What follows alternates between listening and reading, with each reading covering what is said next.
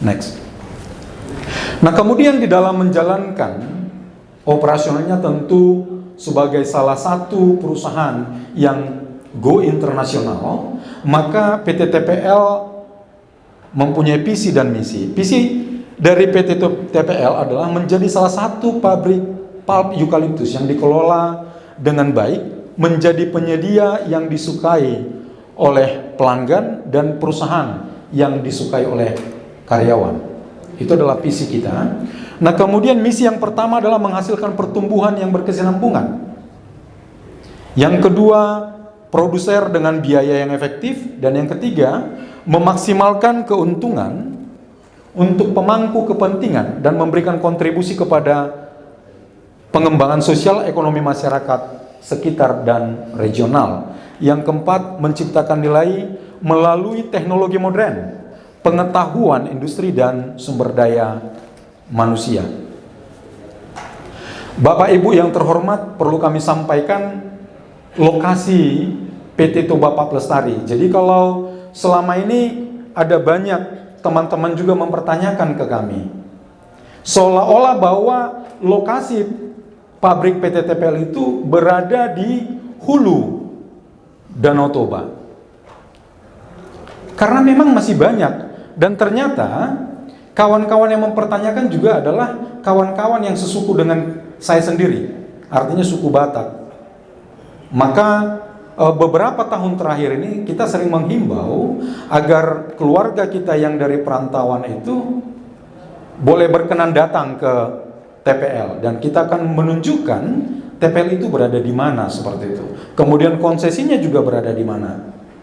Nah, Bapak Ibu sekalian, PT TPL itu yang berada di Kecamatan Parmaksian itu di ketinggian 903 di atas permukaan laut.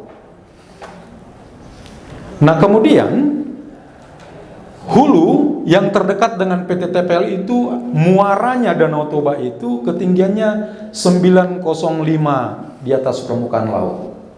Artinya kita di hilir. Dan kalau Sungai Asahan itu di jembatan Porsean itu ke kiri, kalau kita dari sini, kita masih ada sekitar 10 km lagi ke sebelah kiri sana. Nah, seperti itu.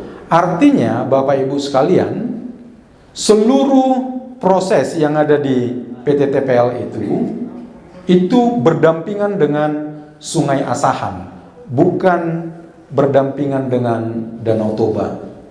Nah, itu yang berulang kali kami jelaskan kepada rekan-rekan atau keluarga yang berada di Jakarta sana. Karena banyak ternyata mereka tidak tahu di mana sih pabrik TPL itu berada, seperti itu. Nah, kita sama-sama tahu bahwa Sungai Asahan itu airnya, hilirnya itu adalah di Selat Malaka. Jadi turun terus ke sana, ke laut sana, seperti itu. Jadi dia tidak masuk ke Danau Toba. Next. Nah, Bapak Ibu sekalian, PT TPL di dalam kebutuhan bahan baku jangka panjangnya, bagaimana supaya dia bisa bertahan, beroperasi secara terus-menerus, maka kami pada kesempatan ini memaparkan berapa sih kebutuhan bahan baku PT Toba Pulp Lestari.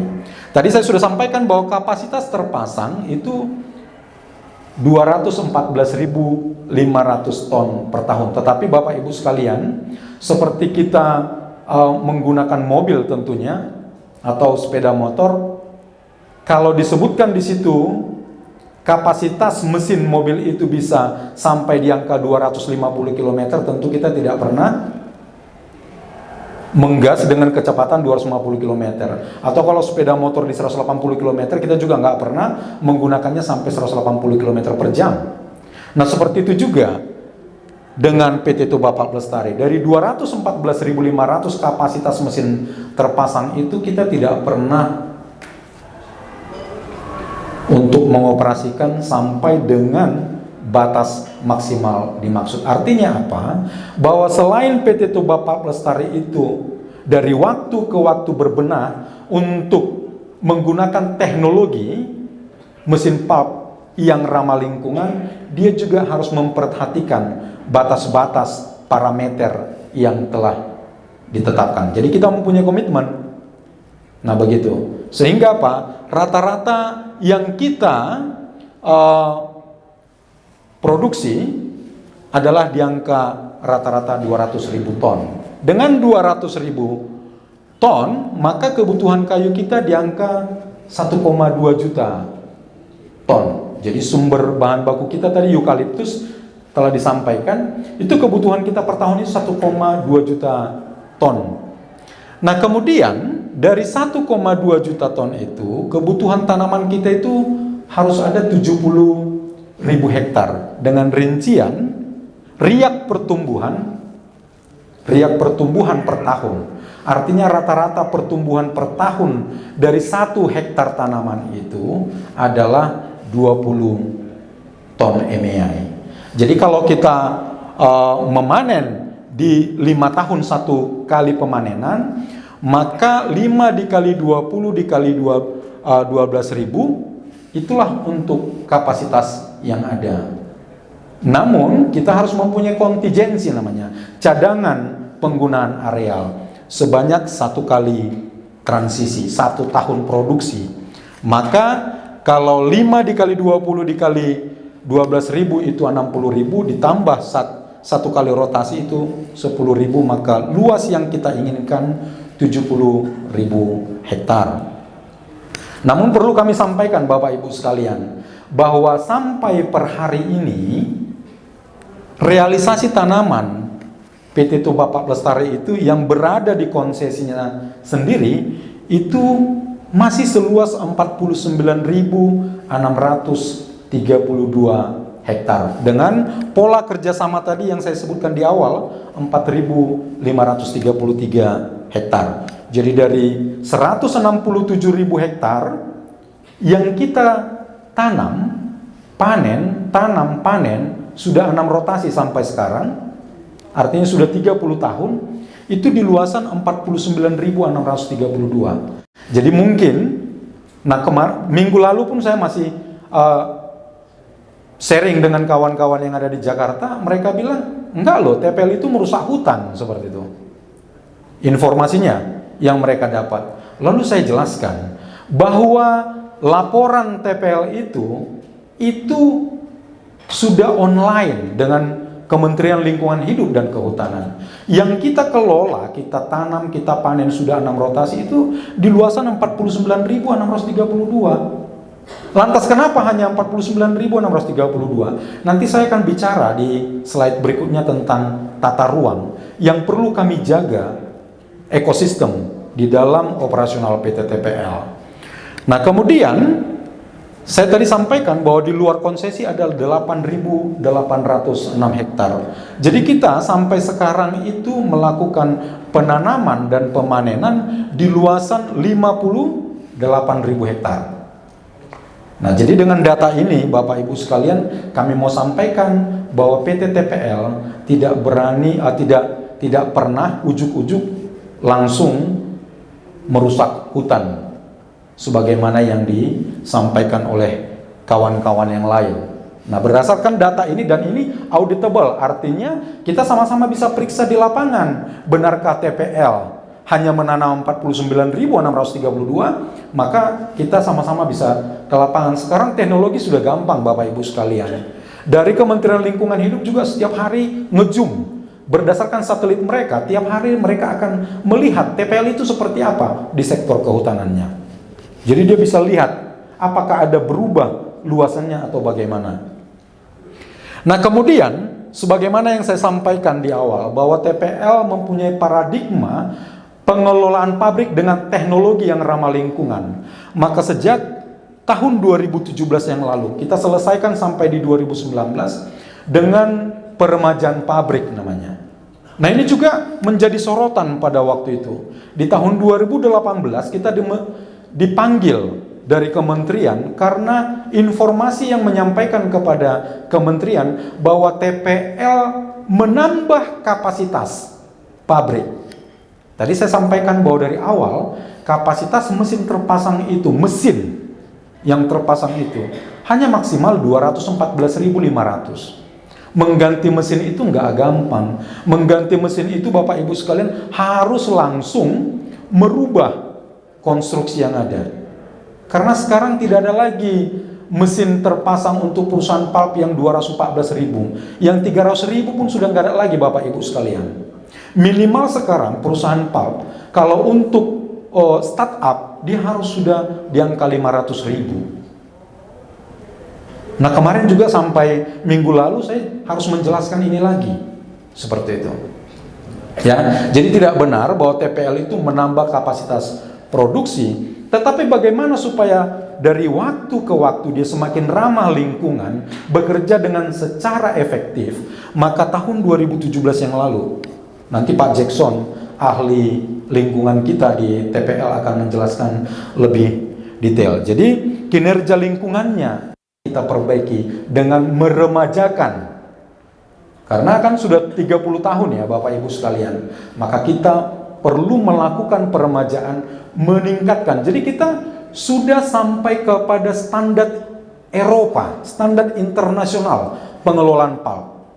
Dan kami perlu sampaikan bahwa PT Tuba Pulp Lestari telah mengelola pabriknya dengan standar internasional. Artinya sudah merupakan perusahaan terbaik kalau untuk wilayah Indonesia ini. Next.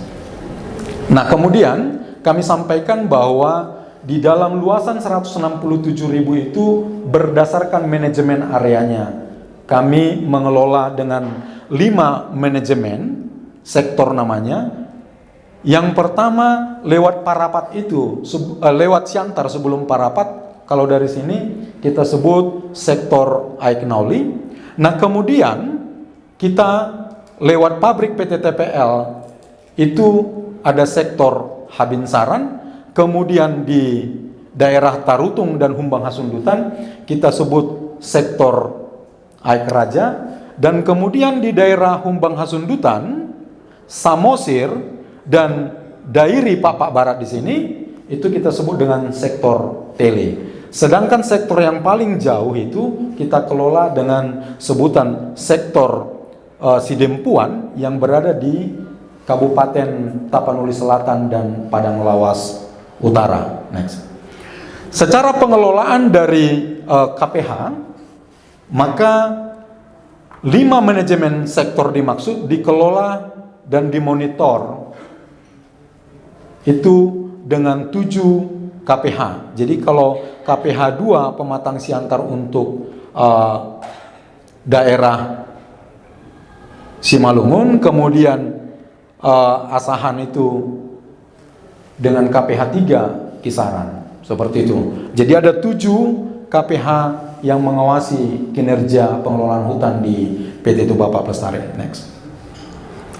Nah kemudian berdasarkan tata ruang sebagaimana yang saya jelaskan di awal, tata ruang yang existing artinya yang berlaku hingga pada saat ini di dalam periode 2017 sampai 2026. Tapi perlu kami sampaikan bahwa dengan peraturan yang ada maka pada saat ini kami sedang mengusulkan ke Kementerian Lingkungan Hidup dan Kehutanan untuk merubah tata ruang dimaksud. Merubah tata ruang. Tetapi tata ruang yang ada pada saat ini bahwa tanaman pokok sebagaimana yang saya sampaikan di awal itu kami alokasikan 70.000 hektar. Nah kemudian tanaman kehidupan ada 55.000 hektar. Yang kami lindungi ada 42.500 hektar. Walau secara peraturan Bapak Ibu sekalian itu hanya maksimal atau minimal 10%. Nah jadi kalau disebutkan 10% dari 167.000 harusnya hanya 17.000. Tetapi kami mempunyai komitmen untuk mengelola sumber daya alam secara lestari, pengelolaan hutan, maka kami mengelola dengan kawasan lindung 42.522. Kenapa saya sampaikan tadi bahwa pada saat ini kami sedang mengajukan perubahan tata ruang dimaksud karena sesuai dengan peraturan yang baru di dalam P8 2021 maka tata ruang itu tidak lagi 3 seperti ini, ada tanaman pokok, tanaman kehidupan dan kawasan lindung. Di dalam peraturan baru hanya ada 2 kategori Bapak Ibu sekalian. Yang pertama adalah budidaya, yang kedua adalah kawasan lindung.